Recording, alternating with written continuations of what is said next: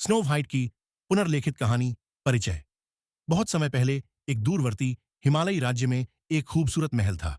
उस महल में एक राजकुमारी रहती थी जिसका नाम स्नो व्हाइट था। स्नो व्हाइट की त्वचा चांदी सी उजली और चेहरे पर गुलाब की तरह मासूम मुस्कान थी। उसे सहलाता हुआ हर फूल और हर किरण प्रेम से खिल उठती थी। उसके पिता की मृत्यु के बाद एक औरत ने राज्य की महारानी बनकर सिंहासन संभाल लिया, जो असल में स्नो व्हाइट की सौतेली मां थी। सौतेली रानी घमंडी और ईर्ष्यालु स्वभाव की थी। उसके पास एक जादुई शीशा था जिसमें वह रोज पूछती, आईना बता, इस राज्य में सबसे सुंदर कौन है। शीशा शुरू शुरू में रानी की महिमा गाता रहा, लेकिन एक दिन शीशा ने उत्तर दिया, इस राज्य की सबसे सुंदर प्राणी स्नो व्हाइट है। यह सुनकर रानी का हृदय ईर्ष्या की आग में जल उठा।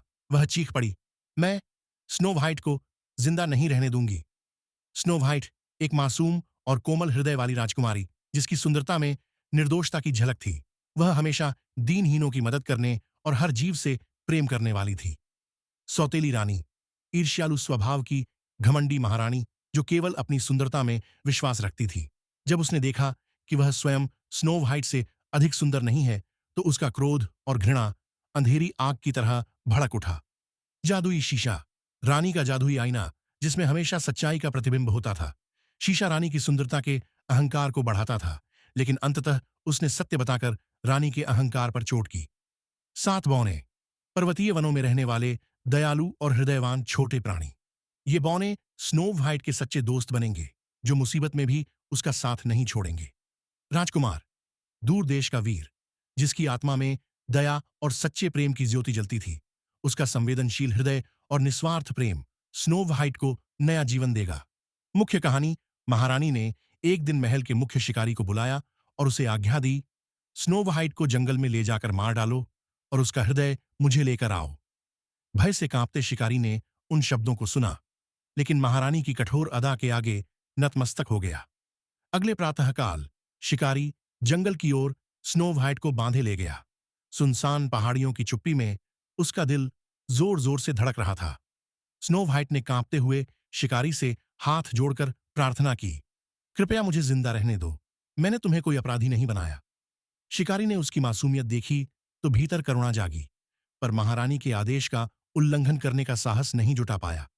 अंत में उसने सामने पड़ा एक जंगली सुअर का हृदय काटकर महल की ओर लौट चला। रात की चांदनी में स्नो व्हाइट अकेली जंगल में भटक रही थी। तब उसने दूर एक छोटा सा घर दिखा। वह झोपड़ी पत्थरों से बनी थी और बाहर हल्की सी रोशनी झलक रही थी। 7 छोटे बौने रोशनी में अपने काम में लगे थे। स्नो व्हाइट ने कांपते हुए उन्हें देखा, लेकिन बौनों ने उसकी मासूम आंखों से सब समझ लिया। बौनों ने हंसते हुए उसे अपने घर बुलाया और गरम गरम भोजन परोसा। स्नो व्हाइट ने दीन दुखियों के प्रति अपने खुले दिल से उनकी सेवा की और अपना दुख उनसे बांटा।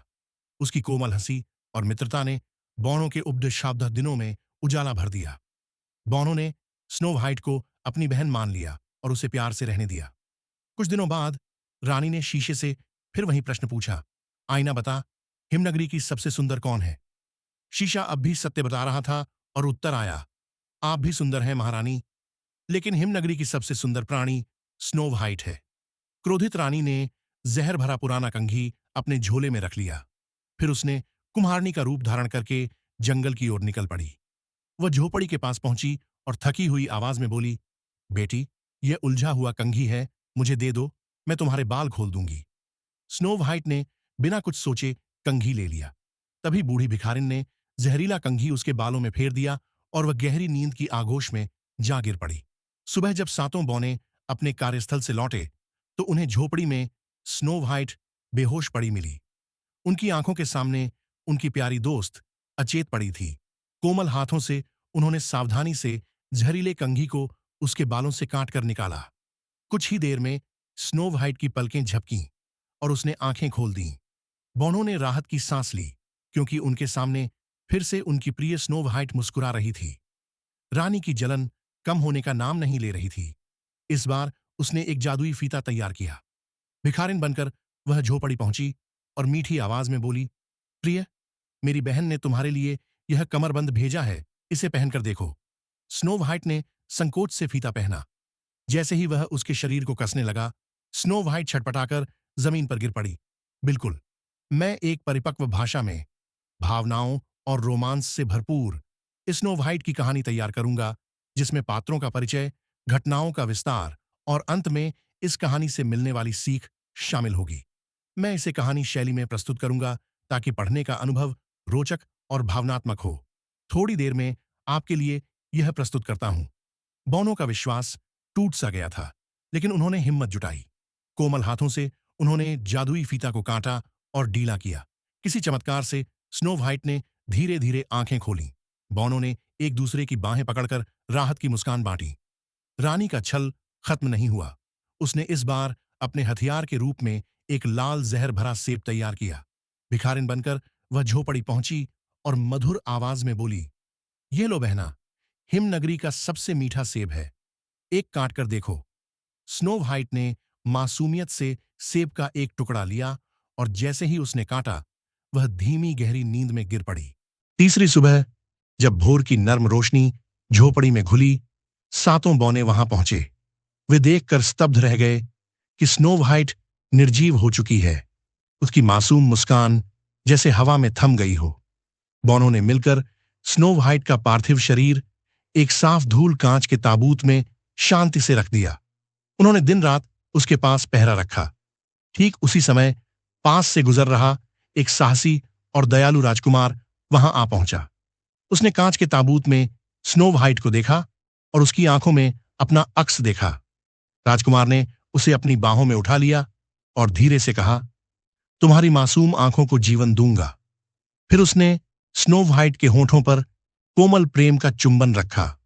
उसके चुंबन के साथ ही स्नो वाइट की आंखें खुल गईं और जीवन की नई रोशनी उसकी आंखों में खिल उठी। बाद में स्नो वाइट और राजकुमार की महल में भव्य शादी हुई। पूरे राज्य में आनंद और उल्लास की लहर दौड़ पड़ी। सातों बौनों को भी आमंत्रित किया गया और सभी ने मिलकर अपने प्रिय राजकुमार और राजकुमारी की खुशियां मनाईं। यहां तक कि बुरी रानी को भी उसकी करनी का फल भुगतना पड़ा, क्योंकि ईर्ष्या ने अंततः स्वयं को ही नष्ट कर दिया। नैतिक शिक्षा। ईर्ष्या की बुराई। कहानी सिखाती है कि ईर्ष्या अंत में विनाश का कारण बनती है। मासूमियत और सत्य की शक्ति। स्नो वाइट की मासूमियत और सत्यनिष्ठा ने विपत्तियों में भी उसकी रक्षा की। सच्चे प्रेम की विजय। राजकुमार के सच्चे प्रेम ने बुराई को पराजित किया और प्रेम की असली शक्ति को दिखाया।